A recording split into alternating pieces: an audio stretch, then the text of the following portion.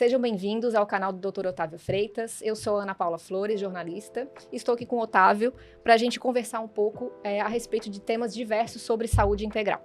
E nesse vídeo nós vamos conversar um pouquinho sobre o potencial da vitamina D. Como que funciona a suplementação desse hormônio, na verdade, né, não é uma vitamina, é um hormônio, depois a gente conversa um pouquinho mais sobre isso, na saúde integral. Então, Otávio, eu já começo com a primeira pergunta, já lanço a primeira pergunta para ti. Tu que és neurocirurgião, na tua vida, tanto em nível pessoal quanto profissional, ela foi totalmente transformada, eu acredito, né, como eu já conheço a tua história, pelo diagnóstico de esclerose múltipla que tu recebeu em 2009. E a vitamina D, ela teve um grande papel dessa tua trajetória, de transformação, né? Eu acredito. Então, eu queria que tu contasse para quem está acompanhando esse vídeo no teu canal um pouco de como foi essa tua trajetória e como que foi qual foi o papel da vitamina D nesse histórico, né? Eu imagino que não deva ter sido algo fácil receber esse diagnóstico. Então, conta pra gente um pouquinho como foi essa história. É um prazer estar aqui, né? Respondendo perguntas e falando sobre a vitamina D, porque a vitamina D, ela realmente salvou a minha vida, né? Mas então, só para o pessoal entender por que a gente está aqui hoje falando sobre vitamina D, eu estava no terceiro ano da residência de neurocirurgia, em 2009, e eu comecei a ficar com borramento visual no olho direito. E naquele momento, como convivia com pacientes neurológicos, neurocirúrgicos ali todos os dias, eu já pensei que podia ser uma doença mais séria, como esclerose múltipla. Então, eu fiz uma ressonância e realmente eu tinha uma plaquinha no cérebro e a desmielinização, essa inflamação do nervo óptico que foi responsável pela visão borrada no olho direito. E naquele momento eu comecei a fazer já o tratamento convencional com interferon beta-1A, que era um dos melhores tratamentos disponíveis na época. Fazia injeções semanais. Apesar de eu já ter contado essa história milhares de vezes, às vezes eu me lembro de alguns detalhes e ainda hoje eu me emociono um pouco. Mas eu fazia injeções semanais de interferon, intramusculares, e aquela injeçãozinha, ela me causava sempre febre. Então eu tomava dipirona antes da primeira injeção e ficava naqueles 2 dias tomando dipirona de 4 em 4 horas. Fora a febre, me gerava cansaço, fraqueza, né?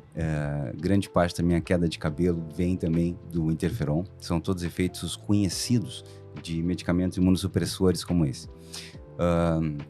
Então, o que acontece? Mesmo usando o interferon, em 2010 eu apresentei um novo surto, porque a esclerose múltipla, ela tem esse nome de múltipla, porque ela realmente vai apresentar múltiplos surtos. E eu sempre explico para os pacientes assim, o que é a esclerose múltipla? Cada surto é como se fosse um pequeno AVC. Ele vem com algumas sequelas, às vezes poucas sequelas, às vezes muitas, e grande parte das vezes o paciente recupera um percentual bem significativo dessas sequelas, mas sempre fica um pouquinho. Então, a minha visão ela melhorou de forma significativa. Eu continuei fazendo treinamento, a residência em neurocirurgia, não é?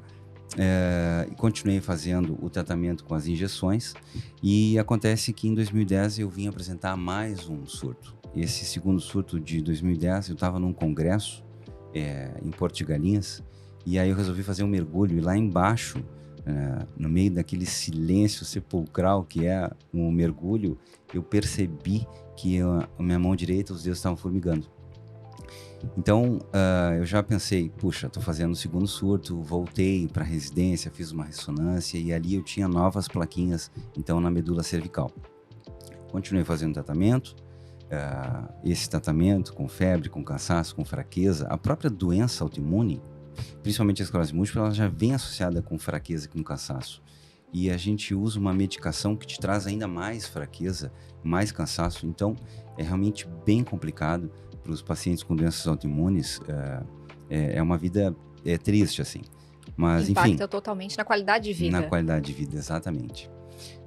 E terminei, então, a residência lá, a duras penas, como eu gosto de dizer, em 2011. E aí eu voltei para minha cidade natal para trabalhar como neurocirurgião. Só que acontece que o estresse, ele piora todas as doenças autoimunes e principalmente a esclerose múltipla. O estresse é um fator conhecido, assim, é um fator relacionado em todos os livros de neurologia como um causador de novos surtos de esclerose múltipla. Então, em 2011 eu fiz mais um surto, dessa vez eu fiz uma inflamação no nervo do lado esquerdo. Então, foi uma fase bem complicada, porque logo que eu voltei para minha cidade natal, eu morei alguns meses com o pai. E meu pai é neurologista, né? Então, o que acontece é aquilo que eu falei para vocês, que ainda me emociona um pouco essa história. Tudo bem. O pai, ele é neurologista e ele vivenciou comigo aquele último surto que foi extremamente desesperador, porque na verdade era o meu terceiro surto e a doença vinha meio que a galope, e a gente sabe que ela é desencadeada pelo estresse, e eu, como neurocirurgião, sabia que a vida seria um estresse constante do início ao fim. Então, foi uma época bem complicada. Mas o que eu fiz? Eu fiz aquilo que a maioria das pessoas costumam fazer quando tem diagnósticos assim, né? Eu neguei a doença, né? A gente passa por todas essas fases aí, né? A negação, a revolta, para depois chegar na aceitação. Eu neguei a doença e continuei trabalhando, minha visão melhorou de forma bem significativa, ela não é 100%, nenhum dos olhos até hoje, mas melhorou bastante. Continuei fazendo tratamento, mas eu me sentia realmente muito mal, eu tinha muita fadiga, muita fraqueza, muitas dores de cabeça.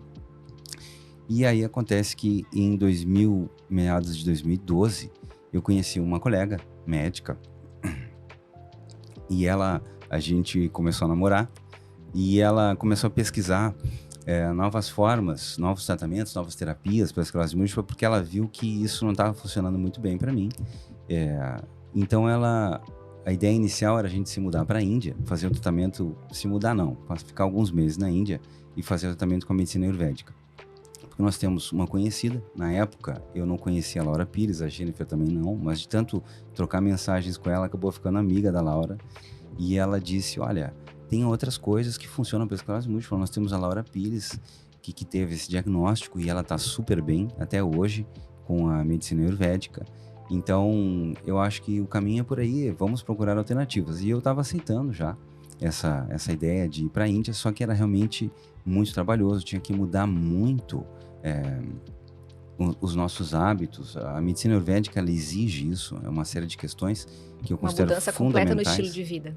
Exatamente, mas é uma mudança muito significativa e muito difícil para um neurocirurgião, né? Que não tem horário para dormir, certo? Que está sempre atendendo o telefone, que passa por estresse, que come qualquer coisa no centro cirúrgico a hora que dá. Então seria muito complicado. E nesse meio tempo a Jennifer, ela continuou pesquisando sobre tratamentos alternativos até que ela chegou na vitamina D em altas doses, que é o que a gente convencionou chamar de protocolo Coimbra, né? Em reconhecimento ao Dr. Cícero Gali Coimbra, que criou esse tratamento com altas doses de vitamina D. Eu comecei a tomar, então, a vitamina D em altas doses em 2013, meados de 2013, e nunca mais tive nada de plaquinhas novas.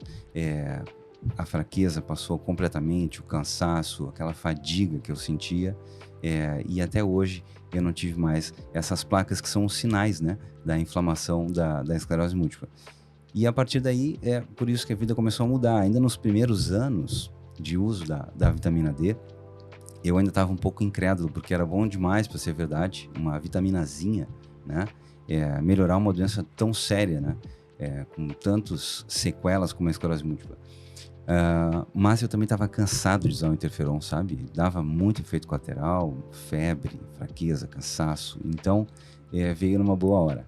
Quer dizer, então, que foi depois de 4 anos do teu diagnóstico que apareceu, né? Que surgiu, na verdade, não surgiu do nada, né? A Jennifer, a tua esposa agora atualmente, né? Que na época era namorada, foi atrás dessa possibilidade de tratamento diferenciada. Então foram 4 anos convivendo com os sintomas de uma doença tão complexa quanto essa. Exatamente, eu esqueci de dizer que aquela namorada virou minha esposa. Eu acabei. E hoje nós temos 2 filhos, né? Então, a Jennifer e a vitamina D mudaram a minha vida. Porque no momento que eu comecei a tomar a vitamina D nessas doses, a primeira dose que eu tomei foi 70 mil por dia, depois a gente aumentou para 100 mil e eu fiquei 2 anos usando 150 mil unidades de vitamina D por dia. Não recomendo que ninguém faça isso, tá? Porque a vitamina D nessas doses é como um medicamento e como qualquer tratamento tem efeitos colaterais, tem efeitos adversos, então, por favor, não façam isso em casa, né? Sempre com orientação do profissional, de preferência treinado, né? Num protocolo Coimbra. Mas acontece que, então, depois de algum tempo, Porque o que aconteceu, né? A minha fadiga e meu cansaço passaram completamente, depois de alguns meses. Só que eu ainda tinha na minha mente que eu ia ter novos surtos, porque afinal de contas eu tive um surto por ano, e a esclerose múltipla está escrito em todos os lugares, ela evolui assim, e independente do tratamento medicamentoso, por melhor que ele seja, hoje tem tratamentos cada vez mais modernos e com menos efeitos colaterais, a doença ela sempre evolui, porque ela é uma doença neuroinflamatória, mas também é neurodegenerativa, enfim. Então, na minha mente, na minha cabeça, eu ia continuar tendo surtos, mas eu não tinha cansaço, então eu comecei a trabalhar muito para que eu pudesse juntar dinheiro para que, quando viessem os novos surtos, com as novas sequelas, eu não precisasse depender de ninguém. E depois de 3 anos, assim, nesse giro muito grande, trabalhando muito, com muitos empregos, com muita incomodação, com muito estresse, com muita cirurgia, com muito plantão, é que a minha ficha caiu. Disse, poxa, eu tô cutucando a doença aqui com vara fina, né? Há 3 anos num estresse horrível, assim, dormindo muito pouco, comendo qualquer coisa, sem tempo para fazer atividade física. E mesmo assim eu não tive nenhum outro surto. Então depois de 3 anos a minha ficha caiu. Acho que esse negócio funciona. E na verdade eu costumo explicar para os pacientes que isso é como se fosse casamento e separação. Eu fiquei casado com a esclerose múltipla há 3 anos, achando que eu teria isso pro resto da vida, porque é isso que se sabe, é isso que está descrito em todos os livros, textos de neurologia. Então, lógico, não ia ser em 1 ano que eu ia sair dali achando que nunca mais ia ter nada, não é? E isso aconteceria com qualquer outra terapia, com a medicina ayurvédica, por exemplo. Mas eu demorei 3 anos. E depois disso, então, eu comecei a estudar. Em 2015, ali, de forma muito intensa, toda a vitamina D. Eu tive com o Dr. Cícero acompanhando ele, aprendendo sobre a vitamina D. Depois eu caí nos estudos da medicina funcional, da ortomolecular, enfim, tudo que viesse falando de vitaminas, minerais e suplementos, a gente caiu de cabeça. Então, depois de ter feito o protocolo, o tratamento, tu também fez o treinamento para Sim, oferecer essa possibilidade para os seus pacientes. exatamente. E não tinha como, né, não estudar os efeitos dessa vitamina que teve um resultado tão significativo para mim. E hoje, para inúmeros dos nossos pacientes, nós somos cerca de 120 a 150 médicos do protocolo, espalhados pelo mundo todo. Médicos na Alemanha, médicos na França, na Espanha, na Argentina, no Uruguai, aqui no Brasil, nos Estados Unidos, e todos os médicos aplicam esse protocolo de altas doses de vitamina D, que foi desenvolvido pelo Dr. Cícero, né? Gratidão eterna ao Dr. Cícero por isso. Perdão. Tranquilo, se quiser parar uma paradinha e tomar uma água, fica à vontade. Não, tranquilo. Vamos embalar. Então eu vou aproveitar a tua deixa do Dr. Cícero, o teu agradecimento a ele. Eu me recordo nas nossas inúmeras conversas, né, de tu ter comentado um dado impressionante que ele trouxe, né, através da pesquisa dele. Ele, como pioneiro do tratamento de altas doses de vitamina D, comenta que existe, na verdade, uma pandemia mundial de deficiência de vitamina D na população em geral. E aí eu queria que tu explicasse para quem está nos assistindo por que esse fenômeno acontece, de que maneira, por que ele começou a acontecer e por que a população apresenta esse sintoma tão vasto. Exatamente. Então, essa pandemia ela se deve a inúmeros fatores, né? Um dos fatores mais importantes é a baixa exposição à luz solar. Claro que a gente precisa ter cuidado ao se expor ao sol pelo câncer de pele e todos os riscos que isso traz, né? Mas as pessoas, de forma geral, não se expõem ao sol e quando se expõem apenas um braço, o rosto. E a vitamina D, ela não é uma vitamina, porque esse conceito está errado na raiz, porque as vitaminas são substâncias que o nosso corpo não produz, a gente precisa ingerir nos alimentos, porque são substâncias que o corpo não produz. A vitamina D ela é produzida pela nossa pele quando os raios do sol ultravioleta do tipo B incidem na pele, e eles fazem a conversão do 7-deidrocolesterol em colecalciferol, que é a vitamina D. Então, por definição, a vitamina D não é uma vitamina, é um hormônio. E ela é produzida pela incidência da luz solar. E as pessoas têm se exposto cada vez menos ao sol, e essa é uma das principais razões por os níveis de vitamina D estarem tão baixos na população. A gente pega pacientes com vitamina D de 14, de 8. Eu, uma vez, atendi uma paciente com a vitamina D no sangue de 3. A minha vitamina D, antes de eu começar o tratamento, ela era bem baixa, era 18. Então, hoje em dia, a gente trabalha o tempo todo fechado, né? a grande maioria das pessoas em ambientes fechados, encerrados. Quando sai ao sol, muitas vezes passa protetor nas mãos, no rosto, nas partes que estão expostas, e o protetor solar ele bloqueia os raios ultravioleta do tipo B e não permite essa conversão para produzir a vitamina D, que depois que anda no sangue, ela vai ser convertida lá pelos rins, principalmente em vitamina D ativa, que chega em todas as células do nosso corpo. Todos os tecidos e todas as células do nosso corpo têm receptores para vitamina D. Então, um dos outros motivos, terminando de responder essa pergunta, é que o pessoal continua prescrevendo doses de vitamina D, que são doses ligeiramente suficientes para tratar o raquitismo, que é uma das primeiras condições que se reconheceu como sendo causadas pela deficiência de vitamina D. Então, se sabe que crianças que não repõem vitamina D e têm ela muito baixa, recém-nascidos, podem desenvolver raquitismo. Então, doses pequenas, como 600 unidades por dia.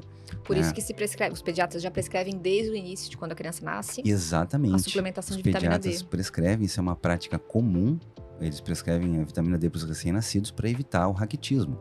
Porque isso se sabe desde o início do século, né, com as crianças da Revolução Industrial, que ficavam encerradas, que não pegavam sol nunca, elas começaram a desenvolver muito raquitismo e elas eram expostas em grandes hospitais solares, ditos solares, né, de tratamento, e essa era uma das formas de tratar o raquitismo. Então, se sabe que a vitamina D trata o raquitismo desde o início do século. E doses como 600 unidades por dia, 800 unidades por dia, claro, né, gente, isso dependendo do peso, né? São ligeiramente suficientes para deixar os níveis de vitamina D um pouco acima da deficiência, que é considerada acima de 20, ou seja, abaixo de 20 é deficiência, né, de vitamina D. Então essas doses, elas elevam o nível um pouco acima de 20 e previnem o raquitismo.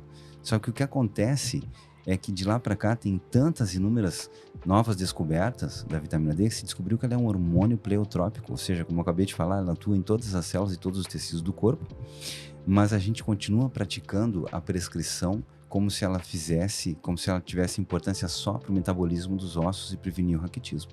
A vitamina D, ela age no corpo todo e a principal função moduladora dela, além dos ossos, é funcionar como imunomoduladora, não é? Então, por isso que a gente também tem uma deficiência de vitamina D, mostrando aí infecções de repetição, por exemplo. Incrível, né? O quanto o poder da vitamina D, o poder de atuação da vitamina D em todo o organismo fisiológico. Muito bom. E mesmo com esse conhecimento que a gente tem hoje, Otávio, da importância da vitamina D, por que a maior parte das pessoas ainda continua com esse índice tão baixo? E já existe essa informação, né? Já se sabe há muito, muito tempo, como tu mencionou agora há pouco. Essa Exato. informação científica ela já está disseminada, mas por que as pessoas ainda têm esse nível tão baixo? Então, essa é uma coisa que uma vez um colega médico falou, que eu gostei muito do termo, ele usou o termo cegueira paradigmática. A gente, como médico, conhece duas complicações da vitamina D. A deficiência de vitamina D, que gera o raquitismo, então não pode deixar as crianças sem vitamina D, porque a gente não pode permitir, né, hoje em dia, com todo o conhecimento que se tem, uma criança ter raquitismo. E a gente também sabe que o excesso de vitamina D pode causar intoxicação de vitamina D, que gera insuficiência renal por hipercalcemia, por um excesso de cálcio no sangue. Então, geralmente, médico conhece esses dois extremos. Só que a gente não estuda tudo que está entre a deficiência e o excesso de vitamina D, que repercute em todas as funções, toda a função da vitamina D no nosso organismo, né? Por ser esse hormônio pleiotrópico, a vitamina D ela tem um papel tão significativo que não só todas as células têm receptores para a vitamina D, mas as células de defesa, elas têm o receptor da vitamina D, mas elas têm a enzima conversora, que converte a vitamina D inativa, né, que é o 25-hidroxicolicalciferol, na vitamina D ativa, que é 1,25-hidroxicolicalciferol, que é ela que chega lá no receptor da membrana das células e também no núcleo das células para sinalizar, né, para essa célula que ela precisa aumentar a produção de algumas proteínas, diminuir a produção de outras proteínas, por exemplo. Então, o papel da vitamina D hoje, imunomodulador, é muito significativo, não é? Não sei se eu respondi a tua pergunta. Sim, com certeza. E em relação aos principais sintomas associados à deficiência de vitamina D, quais são na população em geral? Pode mencionar para, de repente, quem está nos assistindo começar a se observar e consultar um médico para pedir um exame de sangue para medir os níveis de vitamina D? Perfeito. Então, os principais sintomas relacionados com a deficiência de vitamina D são a imunidade baixa. Como que a gente vai saber que está com a imunidade baixa? Como o paciente, a pessoa começa a ter infecções de repetição, muita gripe, muito resfriado, muitas infecções urinárias, o cansaço, né? Um cansaço que não tem explicação, que não é relacionado a alguma outra doença, como hipotireoidismo, alguma outra doença autoimune, que não está relacionado por um sono prejudicado, né? Também pode ser, a vitamina D também pode causar cansaço, né? Então, e depressão. Alguns estudos, existe uma condição que chama SAD, né? Seasonal Affective Disorder. Então, seria um transtorno do humor sazonal. E uma das explicações, uma das hipóteses para justificar esse transtorno do humor deprimido, que acontece nos países de clima temperado, onde tem pouca incidência solar, uma das hipóteses é que seria pela diminuição da incidência de sol e diminuição da produção de vitamina D. Então, esses seriam os 3 sintomas principais de deficiência: fraqueza, né, imunidade baixa e depressão. Em relação à alimentação, ela é suficiente para aumentar os índices de vitamina D no organismo dos seres humanos, da população em geral? Perfeito, ótima pergunta. Então, o que acontece é o seguinte, só para dar uma ideia, 100 gramas de salmão vão conter mais ou menos 500 unidades de vitamina D. E a gente sabe que 200 unidades de vitamina D, em média, na maior parte das pessoas, porque a vitamina D é lipossolúvel, ela se dissolve na gordura, então dependendo do peso e da quantidade de gordura que cada um tem, 1.000 unidades, ou 5.000 unidades, ou 10.000 unidades, vão aumentar de forma muito diferente no sangue, certo? Mas em média, a suplementação de 100 a 200 unidades de vitamina D, ou a ingesta nos alimentos, vai aumentar apenas 1 nanograma por ml. Então, imagina, 100 gramas de salmão tem 500 unidades de vitamina D. Se a gente ingerir todos os dias 200 gramas de salmão, que seria uma média numa porção de salmão, eu diria, são 1.000 unidades de vitamina D. Essas 1.000 unidades aumentam em 5 unidades o nível sérico de vitamina D no sangue. Então, eu tinha 18 de vitamina D antes de começar a suplementar. Se eu começasse a ingerir todos os dias 200 gramas de salmão, ia aumentar 5 pontos. Eu ia ficar com uma vitamina D de 23. Eu ainda estou com uma vitamina D insuficiente, porque abaixo de 20 ela é considerada deficiente, mas abaixo de 30 é insuficiente. Então, também considerando um cenário ideal em que a pessoa iria ingerir salmão todos os dias. Todos os dias. É um fato que... E se, às vezes... mas eu não gosto de salmão, Otávio. Eu gosto muito de atum. Bom, 100 gramas de atum tem ali, em média, 200 unidades de vitamina D. É menos ainda que o salmão. Mas eu não gosto de atum, eu gosto de sardinha. Sardinha, 100 gramas de sardinha enlatada, vão ter, em média, 150 gramas. Um ovo tem 40... A gema do ovo tem vitamina D. Um ovo tem, em média, 40, 50 unidades de vitamina D. Então, é muito pouco, é muito difícil. A gente teria que fazer uma ingesta muito significativa de peixes gordurosos e gema de ovos todos os dias para ter um valor que fosse suficiente para deixar a nossa vitamina D ali pertinho de 60, não é? Então, eu acho que isso justifica bem. Claro que quando a gente faz a exposição à luz solar, a quantidade de produção é muito mais significativa. Então, por exemplo, quando a gente se expõe ao sol, até que a pele fica um pouco vermelha, a gente vai produzir o equivalente a tomar um comprimido de 10.000 de vitamina D até 25.000 unidades de vitamina D. É isso que a nossa pele produz quando a gente se expõe ao sol, até que a pele fique um pouco vermelha. Então, é mais ou menos como se a natureza estivesse nos dizendo: quando tu te expõe ao sol, até que a pele fique um pouco vermelha, tu vai produzir o equivalente a tomar 10.000 unidades de vitamina D em algumas pessoas, a 25.000 unidades de vitamina D em outras.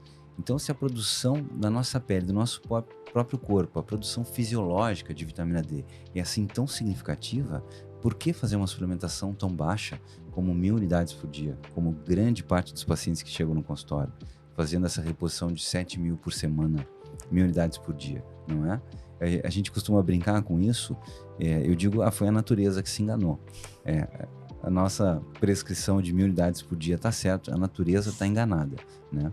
Mas então a orientação mais geral para os pacientes que tu oferece no consultório é essa, é unir as duas sugestões, né? A exposição ao sol com a suplementação adequada, com o peso, a idade, enfim, a fisiologia daquele paciente. Exatamente, e tem paciente que se expõe ao sol todo dia, dependendo do estilo de vida, né? Eu tenho pacientes que conseguem se expor ao sol todo dia, moram aqui no Brasil, num clima super adequado, né? Como aqui em Floripa, por exemplo. E eles têm uma vitamina D natural, sem suplementação, próximo de 70. Então, esse paciente não precisa fazer suplementação, não é?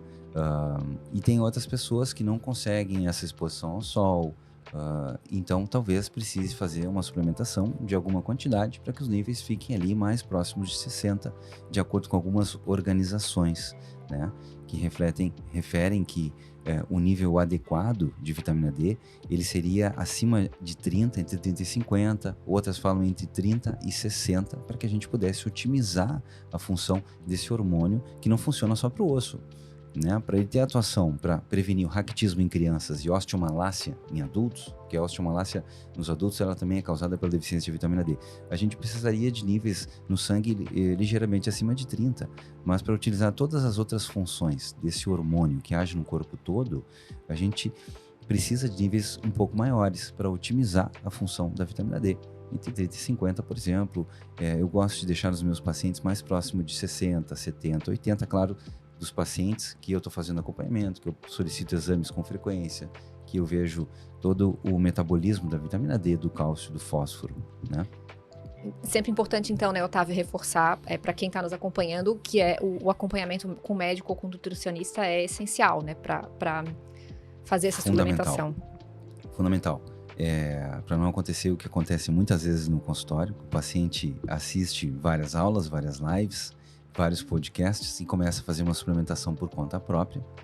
Muitos desses pacientes, eles chegam tendo melhorado de várias coisas, isso é muito interessante, mas a vitamina D às vezes sobe em níveis desnecessários, como próximo de 200, por exemplo, né? Então eu já atendi vários pacientes assim, Otávio, eu marquei consulta contigo porque minha vitamina D está próxima de 200, eu tenho fibromialgia. Na verdade, eu melhorei horrores. Melhoraram muito as minhas dores, as minhas queixas. Eu tô super bem, mas eu tô assustado com esses níveis de vitamina D. Então, por isso que eu tô aqui hoje. Eu atendi, gente, muitos pacientes assim, principalmente com a pandemia, que houve muitas aulas, muitas lives, todo mundo se instruiu muito, porque a vitamina D ela ficou muito falada na pandemia, por esse motivo, né? Porque ela ser um grande imunomodulador, né? Melhorar a função do sistema imunológico. Então, precisa cuidar da suplementação, gente. Não pode fazer isso de qualquer jeito. Precisa ter orientação do médico, do nutricionista. Excelente, Otávio. E em relação ao que o mercado oferece, o mercado farmacêutico oferece de suplementação, existe uma infinidade de opções para o consumidor. Existe uma melhor forma de suplementação? Líquido, em gotas, em cápsulas? Perfeito. Pode falar um pouquinho a respeito disso? Ótima pergunta. O que acontece é que a vitamina D, como as vitaminas A, E e K, ela é uma vitamina lipossolúvel. Então, ela vai ser melhor absorvida pelo nosso intestino. A gente tem que contar que as pessoas não têm o mesmo tipo de absorção. Quanto mais idade, quanto mais velho, ou alguns problemas intestinais associados, essa absorção da vitamina D ela pode ser diferente, pode ser inclusive meio baixa.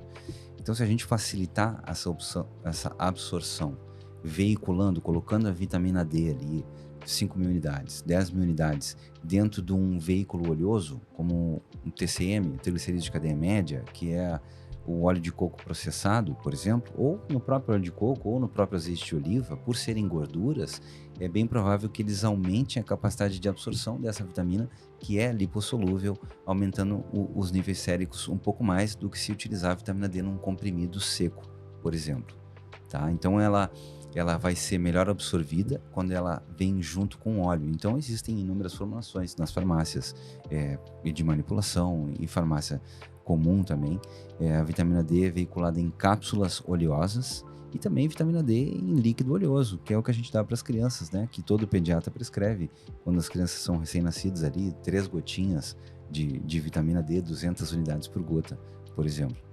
Aproveitando o gancho, então, do teu comentário sobre bebês e crianças, né? Então, a suplementação de vitamina D é totalmente segura para bebês e crianças. Quais são as recomendações para esse público, né? Perfeito. esses A pacientes? suplementação de vitamina D, ela não só é totalmente segura para bebês, recém-nascidos e crianças, como essa é uma prática já institucionalizada na medicina.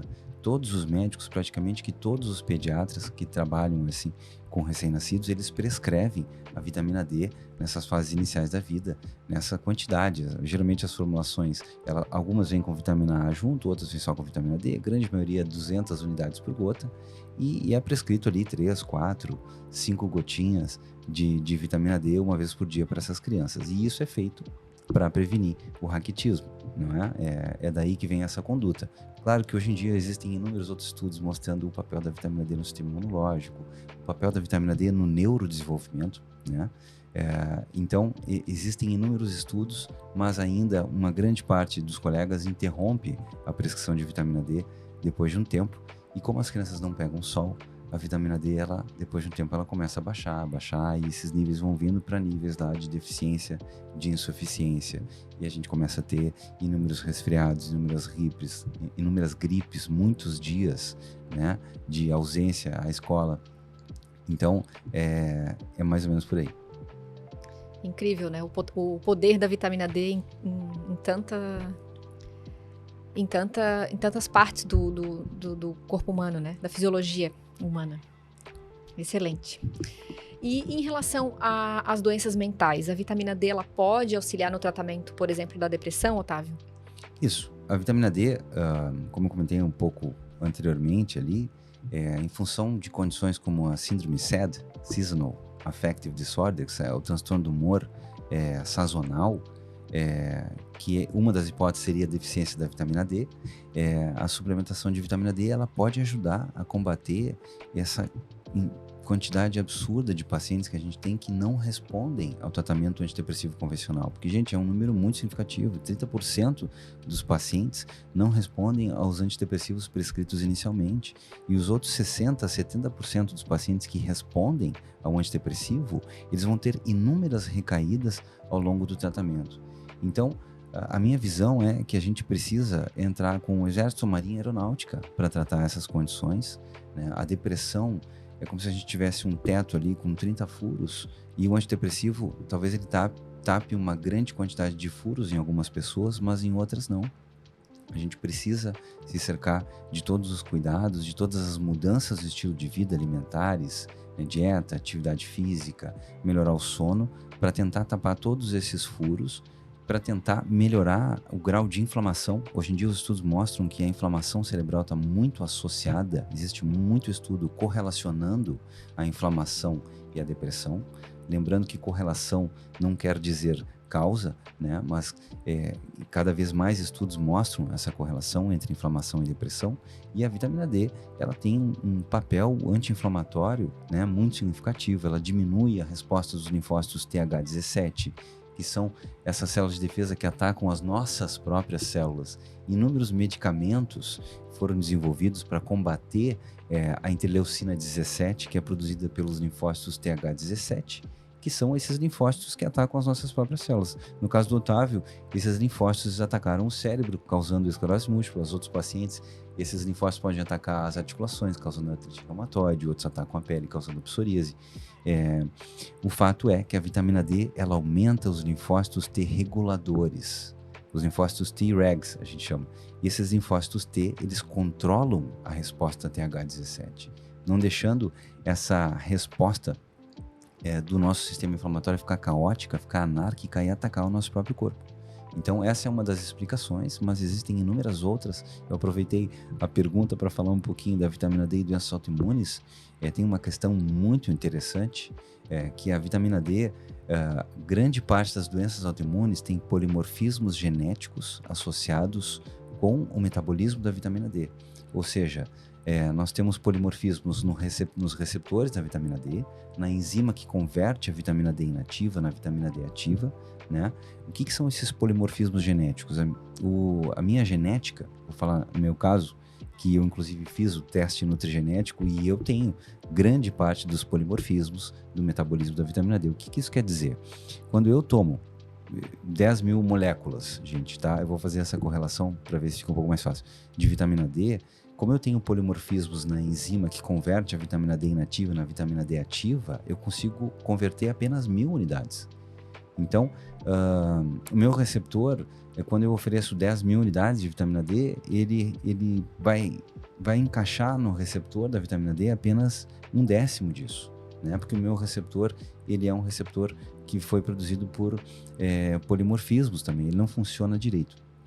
Então, essa enzima, que é uma enzima polimórfica, como que a gente faz para melhorar um pouco o funcionamento da vitamina D em organismos como o meu, que tem esse polimorfismo genético do metabolismo da vitamina D? A gente aumenta a dose.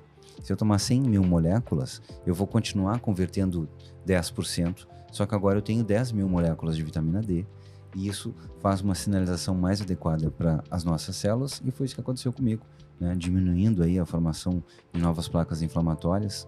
Agora já faz 12 anos, 13 anos, 2024, do meu último surto de esclerose múltipla. E eu acho que isso é bem significativo. Isso não é comum, o paciente com esclerose ficar tantos anos assim, sem ter novas placas, né? Impressionante. Impressionante mesmo. E, bom, agora tu falou sobre as doenças autoimunes. E existe alguma relação entre a baixa dosagem de vitamina D no sangue e a maior incidência de câncer na população? Existem pesquisas que falam a respeito disso? Existem inúmeros estudos observacionais fazendo correlações, né, de vitamina D e câncer. Assim, por exemplo, tem um estudo que fala que mulheres que tinham uma vitamina D no sangue acima de 45, elas tiveram 65% menos incidência de câncer do que as mulheres que tinham essa vitamina D abaixo desse nível, né? Então, são estudos observacionais, não são ensaios clínicos randomizados, eles não estabelecem causa, né? Mas cada vez mais tem estudos como esse, e já se fala na suplementação de vitamina D para pacientes com câncer, né, para otimizar os níveis, ou seja, manter os níveis próximos de 60, mais ou menos. Então, Otávio, nós estamos nos encaminhando para o final desse vídeo, dessa gravação, e eu queria te perguntar se tu queres acrescentar alguma informação, algum dado, alguma pesquisa. Eu queria dizer que eu vou citar um estudo aqui, porque ele é um resumo de grande parte das coisas que a gente falou. Mas tem um estudo publicado na BMJ, que é British Medical Journal, que é uma das revistas mais respeitadas no meio médico, e é um estudo de revisão. Os estudos de revisão, eles têm mais peso na medicina baseada em evidências, porque são estudos que englobam inúmeros outros estudos, aumentando muito o número de participantes, e isso é importante para fazer ciência de verdade. Esse estudo, ele mostrou que a suplementação de vitamina D diminuiu a mortalidade por todas as causas avaliadas. Diminuiu a mortalidade de infarto, diminuiu a mortalidade de AVC, diminuiu a mortalidade de câncer, diminuiu a mortalidade de diabetes. Então, isso é muito significativo. Então, eu queria encerrar dizendo que quando a gente está falando de ciência, a certeza absoluta é muito rara. Mas a verdadeira questão em relação à vitamina D é que quantas evidências mais nós precisamos para começar a agir de acordo com aquilo que já sabemos, não é? Excelente, muito bom. Muito obrigada, Otávio, por esses esclarecimentos tão valiosos sobre a vitamina D, essenciais para todos os públicos. E eu acredito que os teus seguidores, né, as pessoas que te acompanham tanto nas redes sociais quanto aqui no canal do YouTube, podem se beneficiar muito desse conteúdo, né, dessa nossa sessão de perguntas e respostas.